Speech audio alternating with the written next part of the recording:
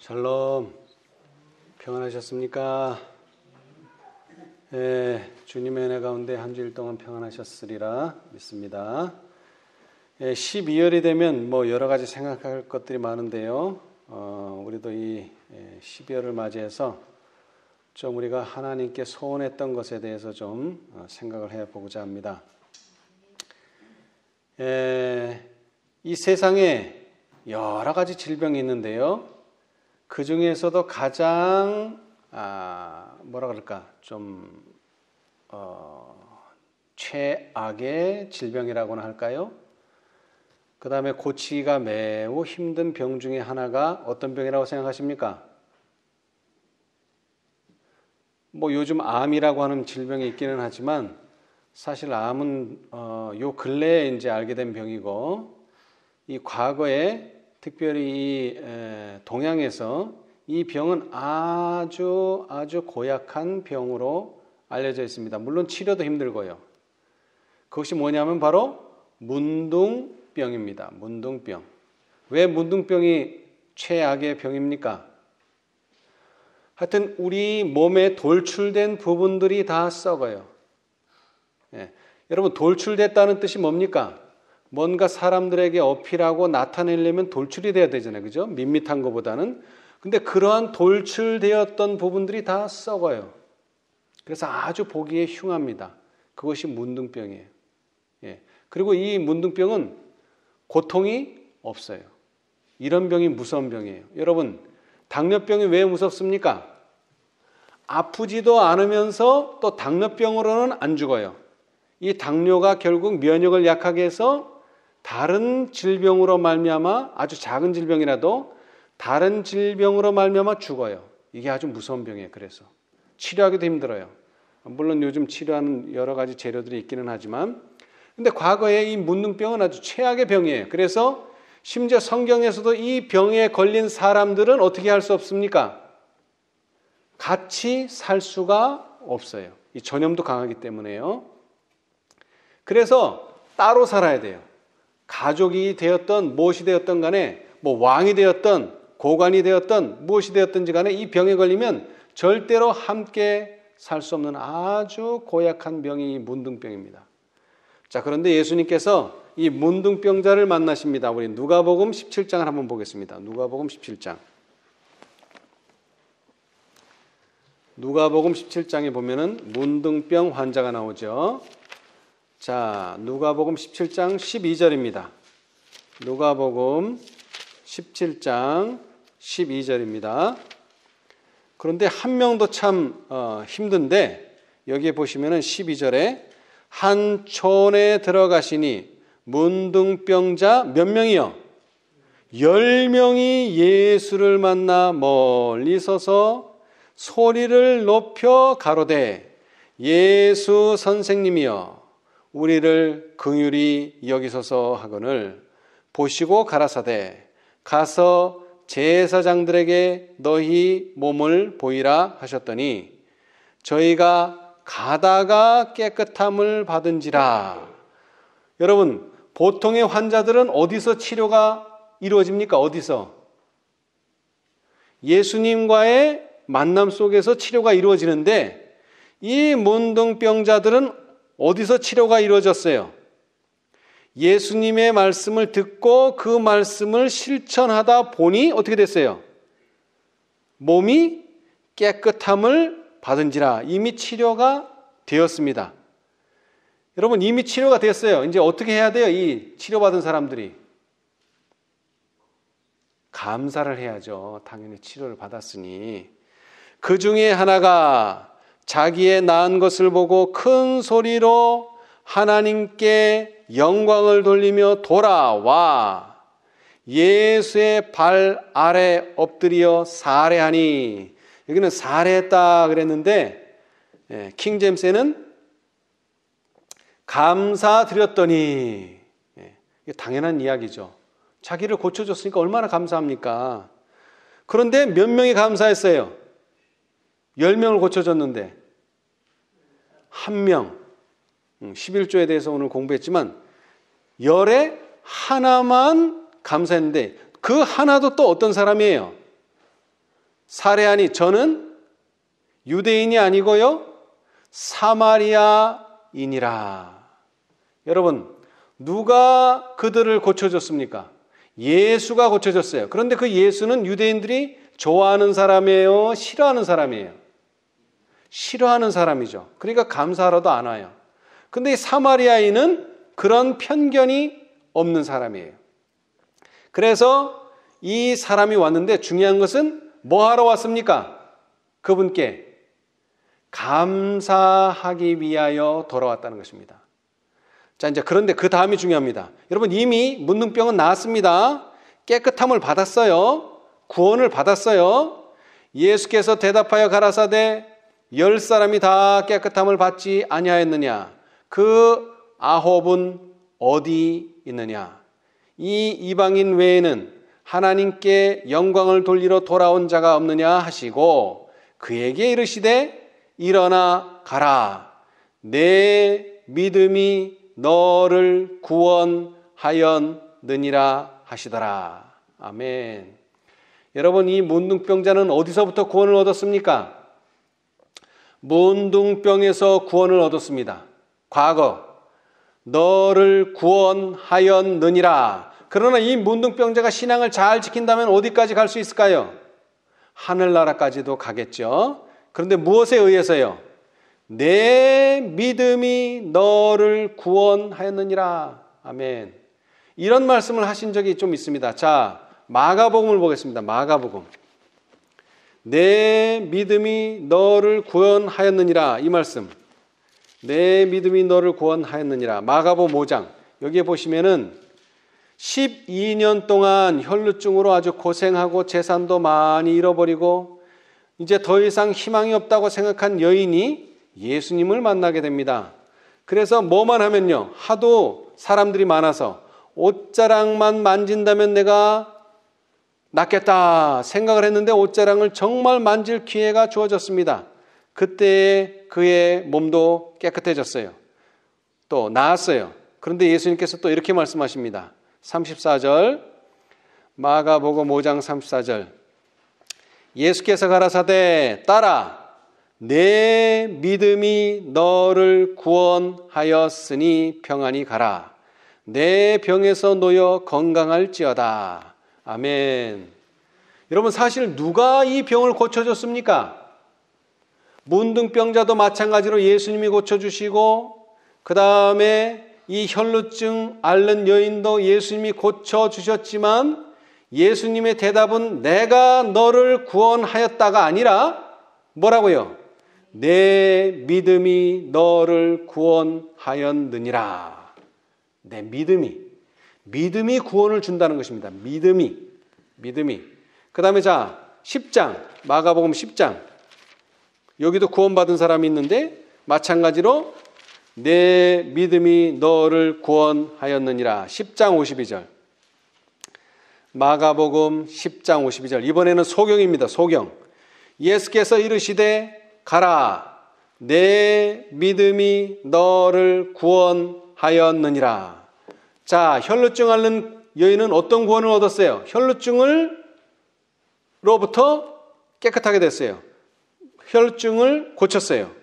자, 그 다음에 소경은요. 내 믿음이 너를 구원하였느니라. 이 말은 눈을 뜨게 되었다는 것입니다. 볼 수 있게 되었다는 것입니다. 예, 볼 수 있게. 예. 자, 그러나 우리가 병 낫는 것도 하나님의 은혜요, 하나님의 섭리요, 하나님의 능력이지만 그 구원보다 더 큰 구원은 무엇입니까? 최종적인 구원이죠. 최종적인 구원. 자, 우리 야고보서를 보겠습니다. 야고보서. 여러분, 우리가 이 세상에서 많은 구원을 얻습니다. 뭐 환난으로부터도 구원을 얻고 질병으로부터도 구원을 얻고 여러 가지 시련 가운데서 구원도 얻지만 결국 우리는 어떤 구원에까지 이르러야 하느냐? 최종적인 구원. 자, 야고보서 5장 20절. 야고보서 5장 20절. 너희가 알 것은 죄인을 미혹한 길에서 돌아서게 하는 자가 그 영혼을 어디에서요? 사망에서 구원하며 허다한 죄를 덮을 것이니라. 여러분, 우리가 구원하지만 제일 좋은, 그 다음에 최종적인 구원은 무엇이냐? 사망에서 구원을 얻는 것입니다. 사망에서. 이것이 최종적인 구원이에요. 자, 우리 각시대 대쟁투를 한번 보겠습니다. 각시대 대쟁투 644페이지. 각시대 대쟁투 644페이지. 각시대 대쟁투 644페이지.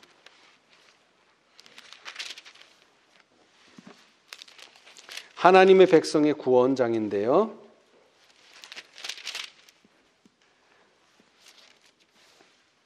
644페이지.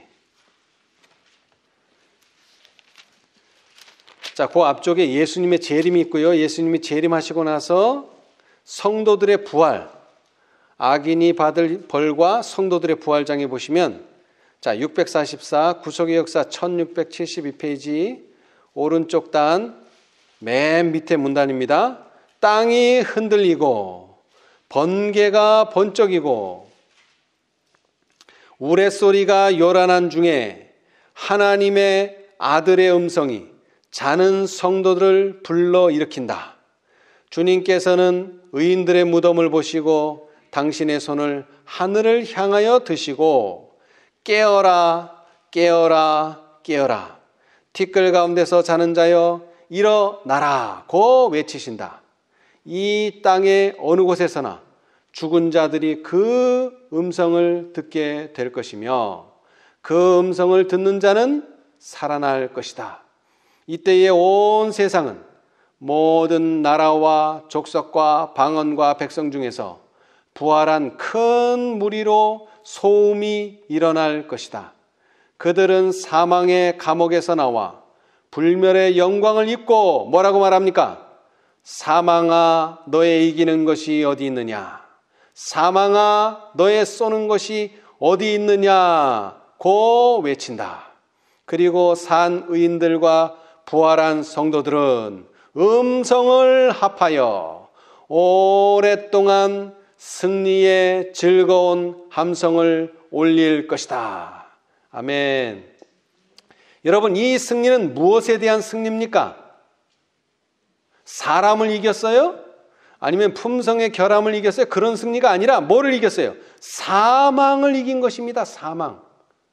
사망을 이겼어요. 이 승리야말로 최고의 승리고 최후의 승리입니다.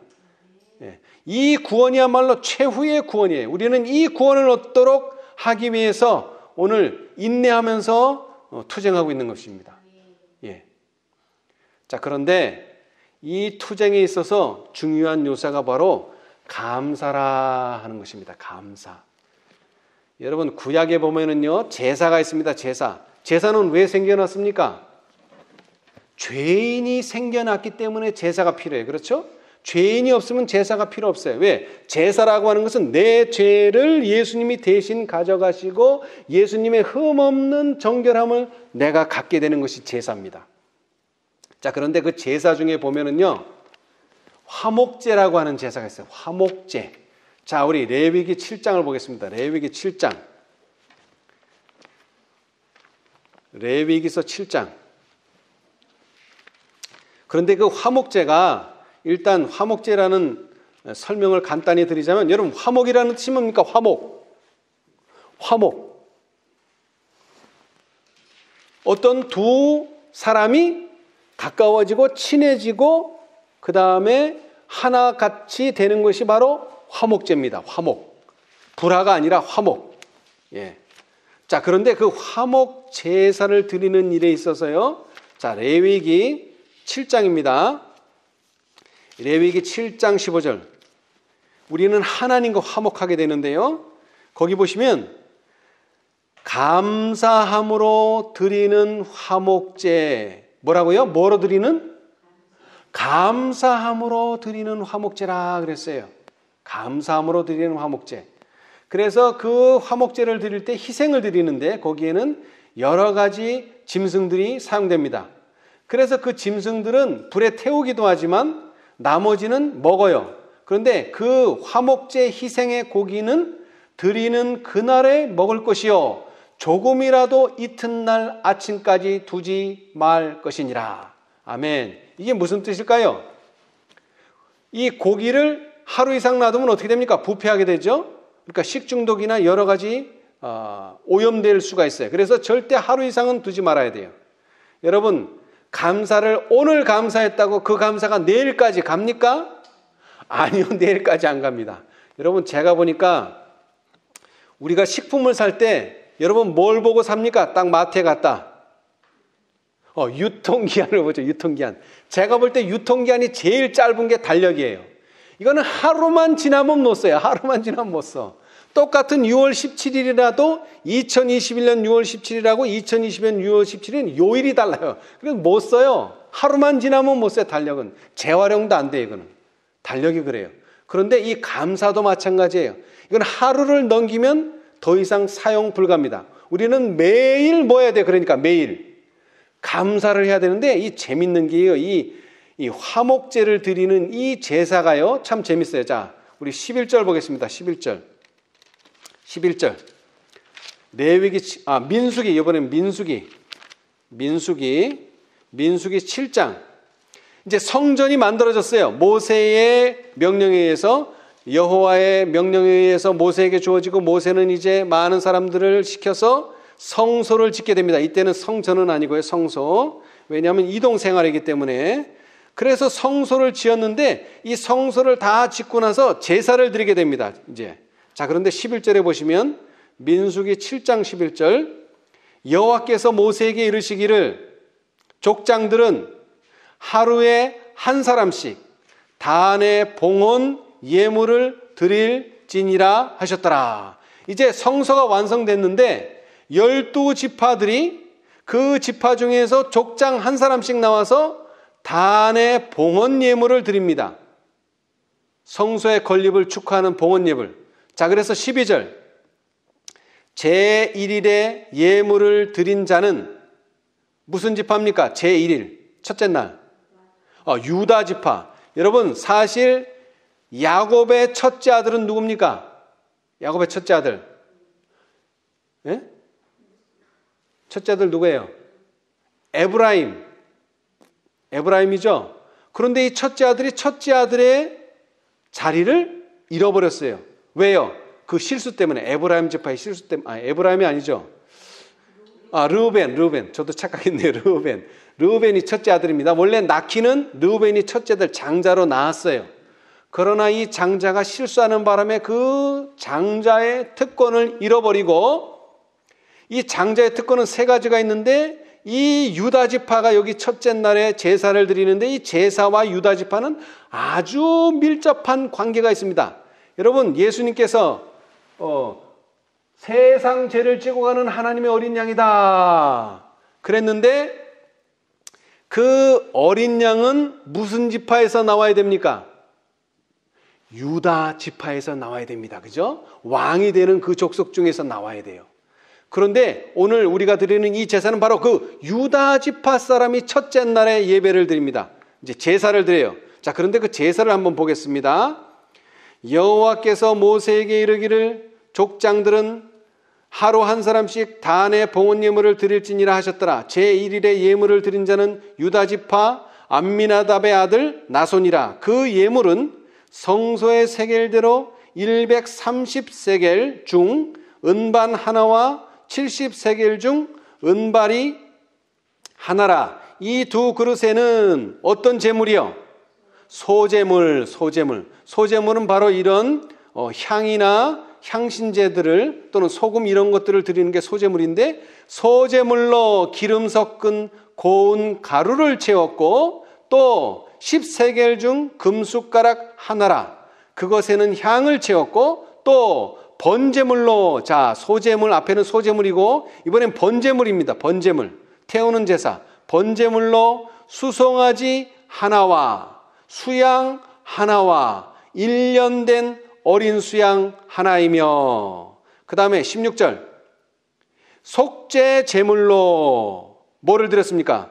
수염소 하나이며, 자, 그 다음에 이제 우리가 보고자 하는 화목제물, 화목제사를 보고 있죠. 자, 화목제물로 뭘 드렸나 봅시다. 화목제물로 소 둘과, 그 다음에는요 수양 5과, 수염소 5과, 1년 된 어린 수양 5이라. 여러분, 여태까지 소제물도 드렸고 번제물도 드렸고 속죄제물도 드렸지만 최고로 많이 드리는 게 뭡니까? 화목제물이에요. 화목제물. 근데 이 최고로 많이 드리는 화목제물 중에서 5이 3번 나와요. 뭐가 5이에요? 수양이 5이고 수염소가 5이고 그 다음에 수양은 수양인데 이번에는 어린 수양, 1년 된 어린 수양이 또 5이에요. 이 5이 계속 반복됩니다. 그런데 그 제물은 다 뭐라고요? 이것은 화목제물이다 그랬어요. 화목제물. 하나가 되는 화목제물. 예. 자, 그래서 이제 첫째 날이 시작됐어요. 자, 이제 둘째 날 제2일에는 이사갈의 족장 수알의 아들 느다넬이 드렸으니, 그러면서 이하 동문이에요. 19, 20, 21절, 22절, 23절은 똑같아요. 유다 지파에서 드린 것과 똑같은 예물을 드리는 거예요. 다른 예물은 없어요. 자, 그 다음 셋째 날 24절 제3일에는 스불론 자손의 족장 헬론의 아들 엘리압이 드렸으니, 자, 이제 지파마다 드리는 겁니다. 지파마다. 자, 그 다음에 이제 6절을 뛰어넘어요. 자, 6절을 뛰어넘어서 30절 제4일에는 르벤 자손의 족장. 자, 4번째 지파가 누굽니까? 드디어 르벤 지파입니다. 르벤. 자, 그 다음에 6절을 또 뛰어넘어요. 36절 제5일에는 무슨 지파입니까? 이번에는 시므온 지파. 또 6절을 뛰어넘어요. 42절 제6일에는 무슨 지파예요? 갓 지파. 또 6절을 뛰어넘어요. 48절 제7일에는 무슨 지파입니까? 에브라임 지파. 여러분, 에브라임 지파는 누구의 아들이죠? 요셉의 아들. 그래서 이 요셉은 장자의 특권 중에 하나인 두목, 에브라임과 므낫세가 이제 조금 있으면 므낫세도 나타납니다. 그러나 7일에는 에브라임 지파가 나타났어요. 자, 여기서 또 6절을 뛰어넘어서 54절 제8일에는 또 누가 나타났어요? 드디어 므낫세가 나타납니다. 므낫세 자손이 또 화목제물을 드리고요. 자, 60절 제9일에는 무슨 지파예요? 베냐민 자손. 그 다음에 또 6절을 뛰어넘어서 66절 제10일에는 단 지파. 단 지파도 예물을 드렸네요. 제사를 드렸네요. 화목제물을. 자, 그 다음에 72절 제11일에는 아셀 자손이요. 그 다음에 78절에는 마지막 날 제12일에는 납달리 자손의 족장 에난의 아들 아히라가 드렸으니. 그래서 12지파가 계속 드리는데 제일 많은 제물은 뭐라고요? 화목제물. 특별히 기억나는 것은 수양이 5, 그 다음에 뭐가 또 5이에요? 뭐가 또 5입니까? 화목제물에 수양이 5, 수염소가 5, 그 다음에 1년 된 어린 수양이 또 5. 이렇게 해서 많은 양의 제물을 드렸어요. 근데 그 제물이 뭐라고요? 화목 제물입니다. 화목. 다른 번제물도 아니고요. 이것은 그 다음에 소제물도 아니고요. 그 다음에 이건 화제물도 아니고요. 뭐라고요? 오로지 화목 제물로서 이렇게 많은 양의 제사를 드렸어요. 자, 그런데 이제 신약으로 넘어와서 화목 제사에 대해서 좀 더 알아보겠습니다. 로마서 5장. 누구와 누가 화목하게 되느냐? 로마서 5장 10절입니다. 로마서 5장 10절. 곧 우리가 원수 되었을 때에, 여러분, 누구하고 누구가 원수 됐어요? 우리가 누구하고 원수 됐어요? 죄하고요? 자, 그럼 이제 좀 더 읽어봅시다.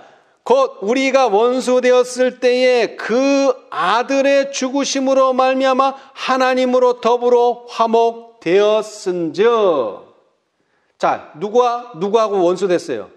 예전에 하나님하고. 저 요한일서에서 나오잖아요. 우리는 원래 뭐였어요? 하나님하고. 원래는 원수 아니었어요. 원래는. 근데 뭐하고 나서?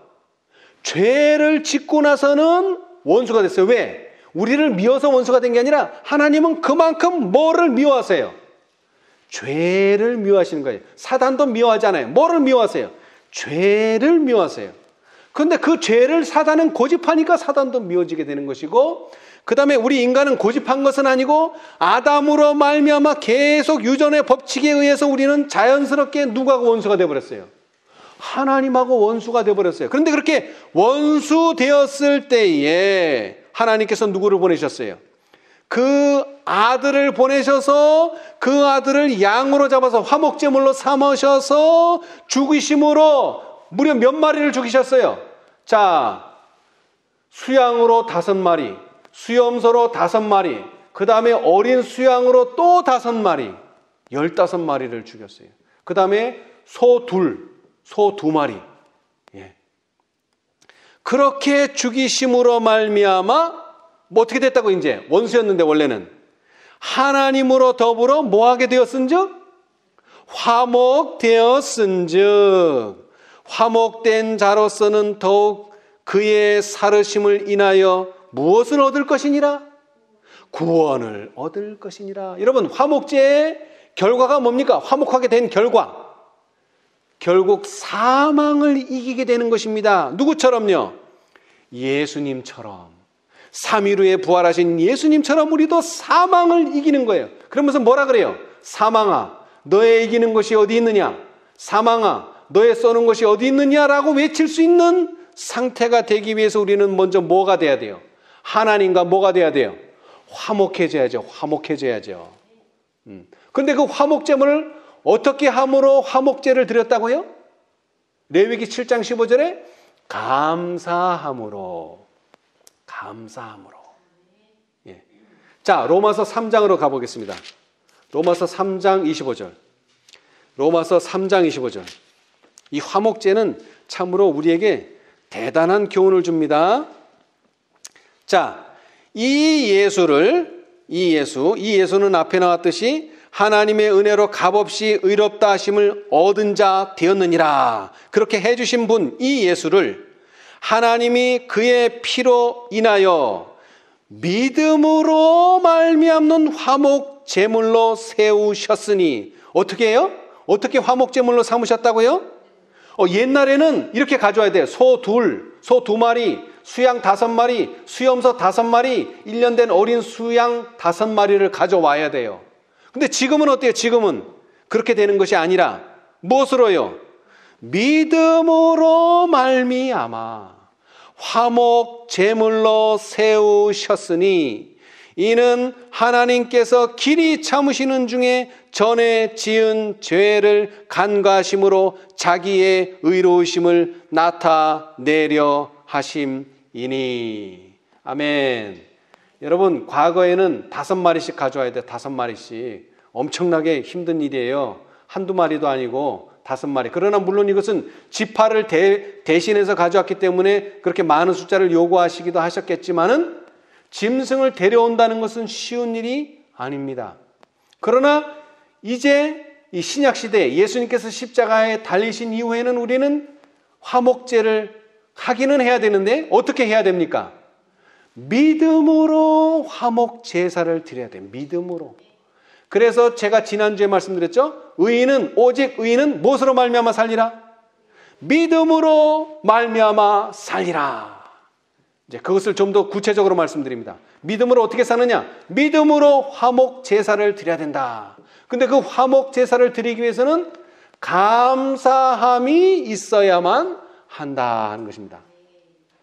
근데 이 감사함은 세상에서 말하는 그런 감사합니다. 사람에게 하는 그런 감사가 아닙니다, 여러분.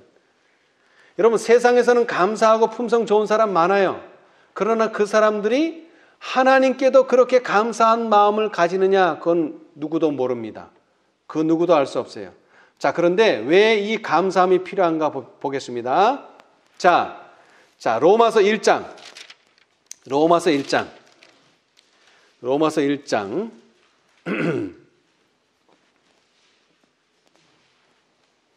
자, 로마서 1장 21절. 하나님을 알되. 여러분, 지금 이 말하는 것은 하나님 모르는 사람한테 하는 겁니까? 하나님 아는 사람한테 하는 겁니까? 하나님 아는 사람한테 하는 거예요. 왜? 하나님을 알되 뭐를 안 한다. 이런 부정적인 뜻이죠. 자, 하나님을 알기는 아는데 하나님으로 뭐롭게 하지 않고 영어롭게도 아니하고. 자, 이거는 우리가 잘 아는 이야기니까. 자, 그 다음이 중요해요. 뭐도 아니하고 감사치도 아니한다. 이게 중요해요. 여러분, 영어롭게 안 하는 거, 이거는 사실 영어롭게 해야 되는데 사실 영어롭게 하려면 품성이 필요합니다. 근데 우리 품성이 그렇게 되지를 않았어요. 그래서 하나님을 영어롭게 하기는 쉽지 않습니다. 그러나 뭐 하기는 쉬워요. 쉽다기보다는 뭐는 할 수 있어요. 감사할 수는 있지 않습니까, 여러분? 그래서 데살로니가전서 5장에는 뭐라 그랬어요? 범사에 뭐하라? 감사하라. 이것은 세상에서 말하는 그런 감사가 아니에요. 내가 무슨 병에 걸려도 감사하고 내가 무슨 곤란한 일이 있어도 감사하고 그런 류의 감사가 아닙니다, 여러분. 다시 말하지만 하나님께서 독생자를 주신 이유는 무엇입니까? 하나님이 세상을 이처럼 사랑하사 독생자를 주셨으니. 왜 주셨다고요? 멸망당하지 않도록 하기 위해서 독생자를 주신 겁니다. 그렇죠? 하나님이 세상을 이처럼 사랑하사 독생자를 주셨으니 이는 저를 믿는 자마다 뭐하지 않고 멸망치 않고 영생을 얻게 하려 하심이니라. 그러니까 우리가 하는 감사는 뭐예요? 영생을 주신 하나님께 감사를 표현해야 된다는 것입니다. 영생을 주셨기 때문에. 자, 그런데 이것도 뭐예요? 하나님이 세상을 이처럼 사랑하사 독생자를 주셨으니 이는 저를 뭐하는 자마다 믿는 자마다. 여러분, 감사하기 전에 먼저 뭐하는 사람이 돼야 돼요? 믿는 사람이 돼요. 믿지 않는 사람은 감사할 수가 없고 감사하지 않는 사람은 하나님을 알되 감사치 아니하고 오히려 그 생각이 허망하여지며 미련한 마음이 어두워졌나니 스스로 지혜 있다 하나 우준하게 되어. 미련한 자가 된다는 것입니다. 미련한 자. 미련한 자. 자, 그런데 여기서 믿음으로 그렇게 하자 그랬는데 이 요한은 그 표현을 이렇게 썼어요. 자, 우리 요한복음 1장. 믿기는 믿는데 뭘 믿으라 그랬습니까? 요한은 예수를 믿으라 이렇게 말하지 않았죠? 뭐를 믿으라? 자, 요한복음 1장 12절 영접하는 자 곧 뭐를 믿는 자? 그 이름을 믿는 자들에게는 하나님의 자녀가 되는 권세를 주셨습니다. 자, 그런데 이름이 여러 가지가 있어요. 이사야서에 보면 5가지나 나오고 뭐 그 이상도 나옵니다. 그러나 저는 2가지만 말씀드리겠습니다. 자, 예수라는 이름의 뜻이 뭡니까? 예수, 마태복음 1장 21절. 아들을 낳으리니 이름을 예수라 하라. 이는 그가 자기 백성을 저희 죄에서 구원할 자이심이라. 다시 말하면 예수라는 이름을 믿는다는 것은 뭐예요? 자기 백성을 저희 죄에서 구원하신다. 그걸 믿으라는 거예요. 자기 백성을 저희 죄에서 구원하신다. 자, 그 다음에 또 하나는요. 23절, 마태복음 1장 23절. 보라, 처녀가 잉태하여 아들을 낳을 것이요. 그 이름을 무엇이라고 하라? 임마누엘이라 하라. 이를 번역한 즉 뭐라고요? 하나님이 우리와 함께 계시다. 아멘. 이 2가지를 믿으라는 겁니다. 그러면 어떻게 된다고요? 이제 화목 제물을 드릴 수 있고 화목 제사를 드릴 수 있고 원수였던 하나님과 우리 인간이 하나가 되고 결국 어떻게 된다? 죄는 없어지게 되고 하나님이 우리와 함께 한다는 것입니다. 그러니까 감사가 나옵니까? 안 나옵니까? 이제 당연히 나오죠. 믿음이 있는 사람들은 감사가 자연스럽게 나옵니다. 그러나 믿음이 없는 사람은 감사가 안 나와요. 그리고 감사하는 사람들의 입에서 뭐가 나와요? 자연스럽게 찬양이 나옵니다. 찬양. 제가요 여러분 시편의 찬양이라는 말이 나오고 시편 자체가 하나님께 올리는 찬양 아닙니까? 자, 그런데 이 시편에 감사와 찬양이 들은 성경절이 8개가 나오더라고요. 자, 우리 한번 보겠습니다. 자, 시편 7편. 시편을 보겠습니다. 시편. 감사와 찬양이 2단어가 들어간 성경절이 8개가 있어요. 자, 그런데 재미있는 것은요, 이 8개를 다 찾아보지는 않겠지만, 자, 첫 번째 나오는 게 시편 7편입니다. 시편 7편 17절. 시편 7편 17절. 감사와 찬양이란 이 2단어가 나오는 성경절 시편에서 내가 여호와의 의를 따라 감사하며 지극히 높으신 여호와의 이름을 찬양하리로다. 아멘. 여러분 이제 마지막 12월인데 이 한 해도 하나님께서 우리를 인도해 주시고 하나님께서 복을 주시고 하나님께서 은혜 베푸신 것에 대해서 감사하십니까? 아멘. 그 감사한 사람들이 뭐를 할 수 있다고요?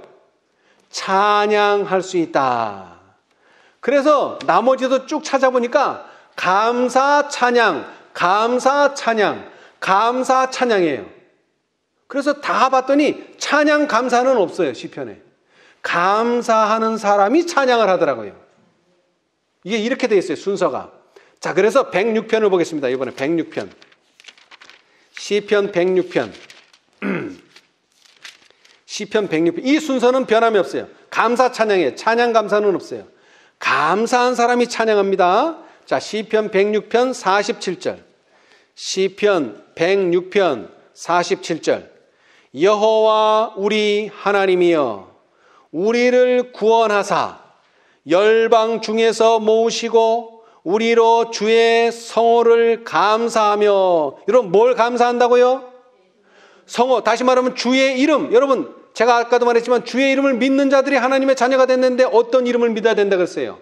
첫 번째 예수. 예수의 이름의 뜻이 뭐라고요? 그가 자기 백성을 저희 죄에서 구원할 자. 이게 예수입니다. 자, 그 다음에 또 뭘 믿어야 된다 그랬어요?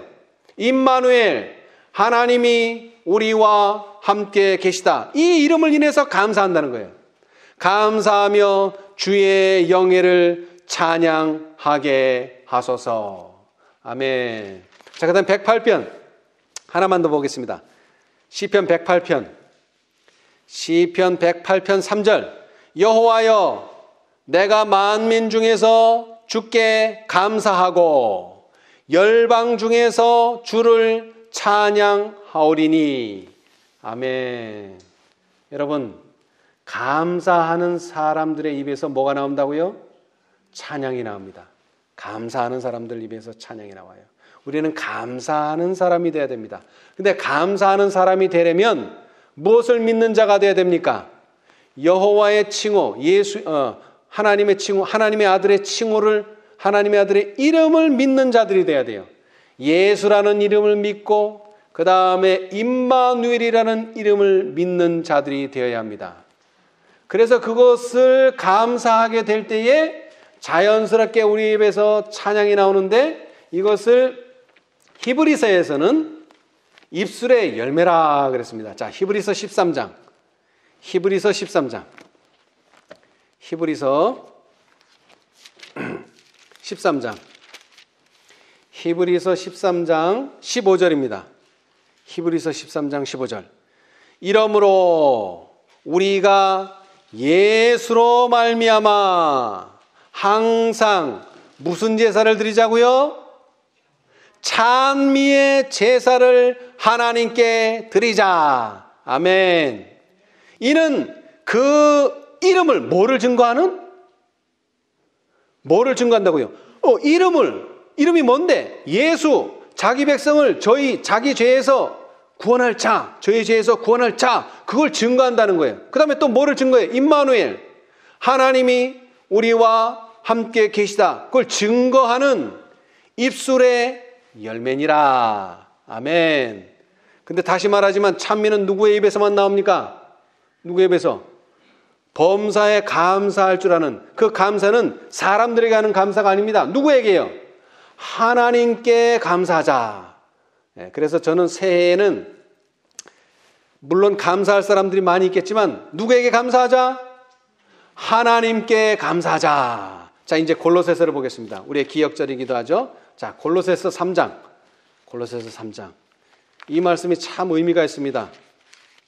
골로새서 3장. 이제 모든 내용을 이해하셨으니까 이제 그걸 이해를 바탕으로 화목제물을 드리기 위해서 우리는 감사함이 있어야 되고, 감사함으로 화목제물을 드리면 원수되었던 하나님과 우리가 하나가 되고, 그러면서 우리는 그분의 이름을 믿게 되고, 그분의 이름을 믿음으로 그분의 이름을 증거하게 되고, 그분의 이름을 증거하게 되면 우리는 자연스럽게 그분에게, 하나님 아버지께 감사할 수 있게 된다는 내용입니다. 자, 3장 16절.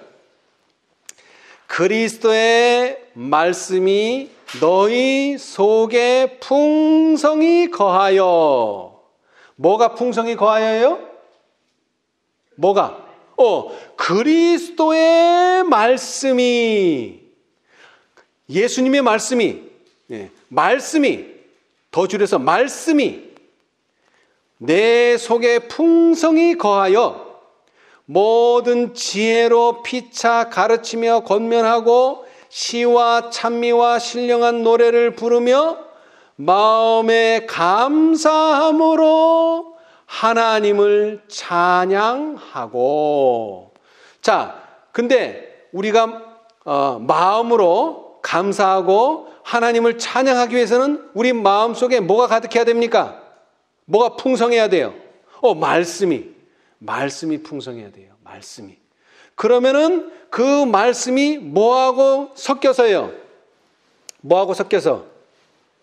그 풍성이 거하여 모든 지혜로 피차 가르치며 권면하고 시와 찬미와 신령한 노래를 부르며 마음에 감사함으로 하나님을 찬양하고.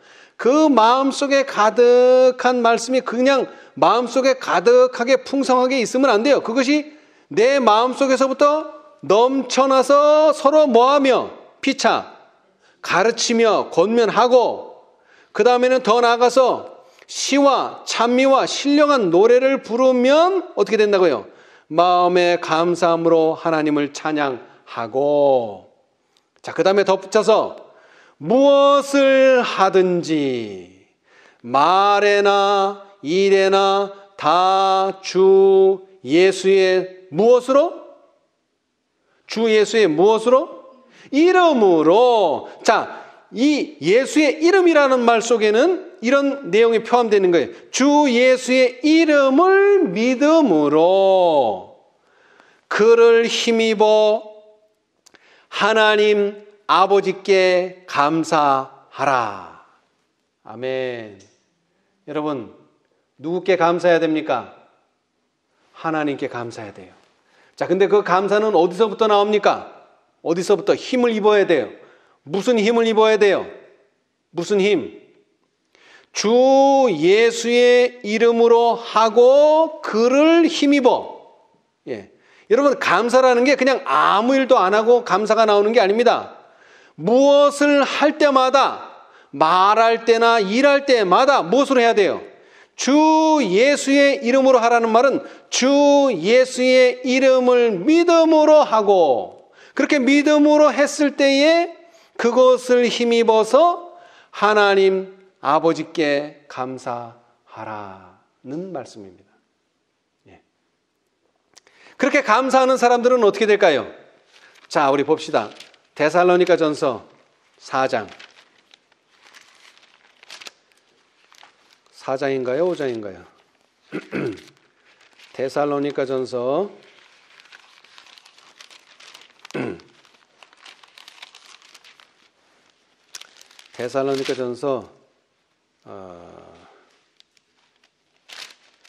5장이네요. 5장. 4장이 아니고 5장. 자, 16절. 항상 기뻐하라. 쉬지 말고 기도하라. 그 다음에는요, 범사에, 여기서 말하는 범사는 아까도 말했지만 뭐예요?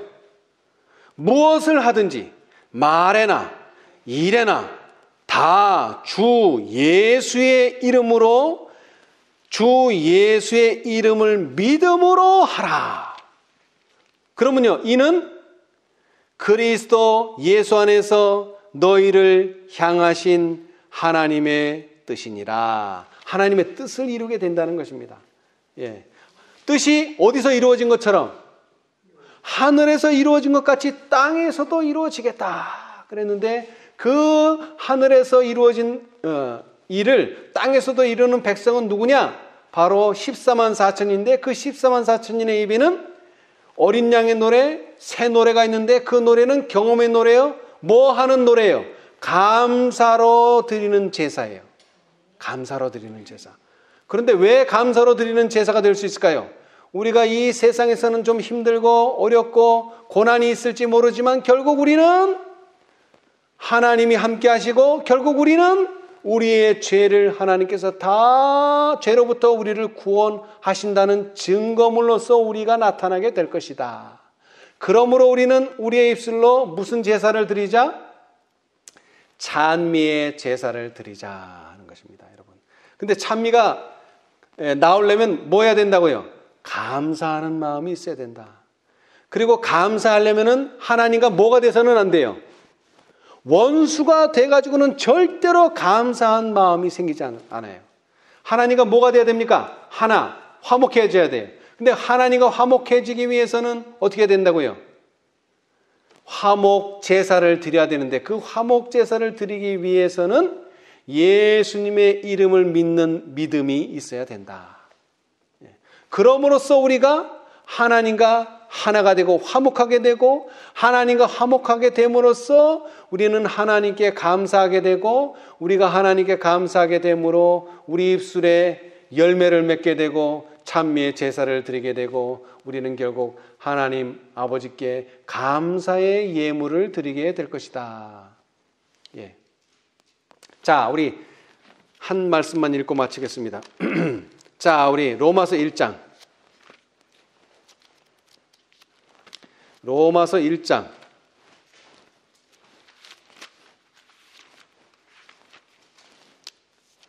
로마서 1장 17절입니다. 복음에는 하나님의 의가 나타나서 믿음으로 믿음에 이르게 하나니, 기록된 바 오직 의인은 믿음으로 말미암아 살리라 함과 같으니라.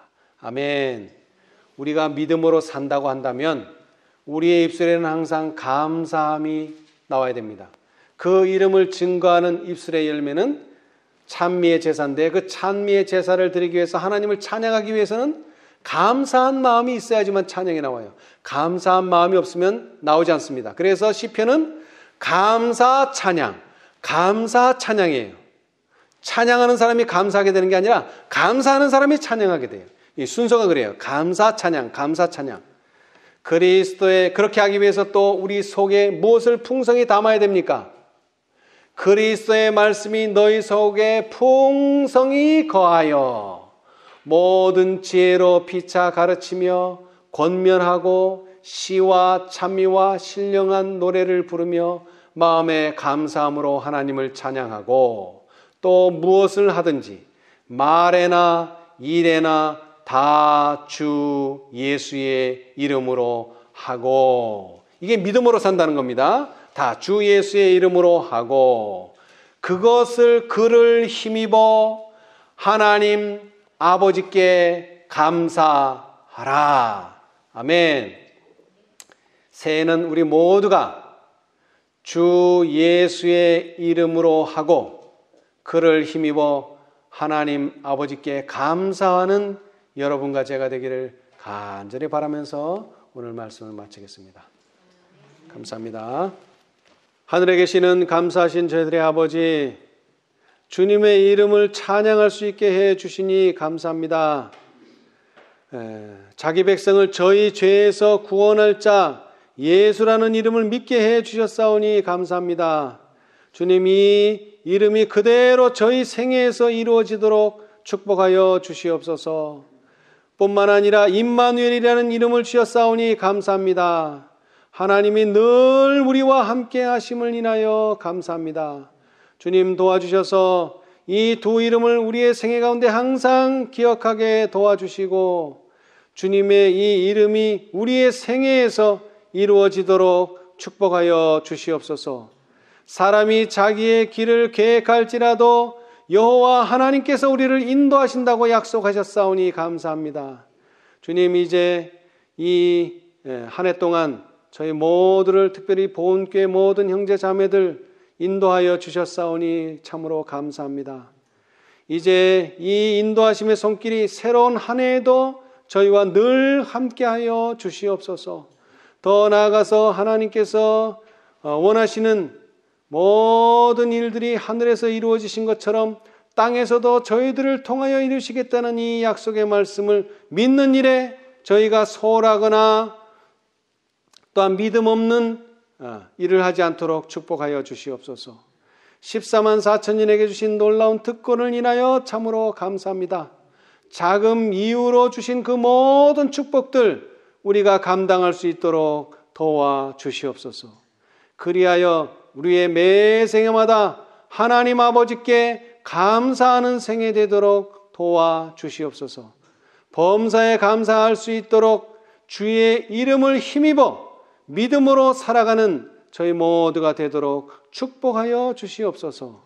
특별히 육신의 연약한 가운데 있는 형제 자매들 기억하여 주시고 믿음으로 말미암아 이 모든 질병으로부터 구원 얻도록 축복하여 주시옵소서. 이 모든 것을 감사하며 예수님의 이름으로 기도드리옵나이다. 아멘.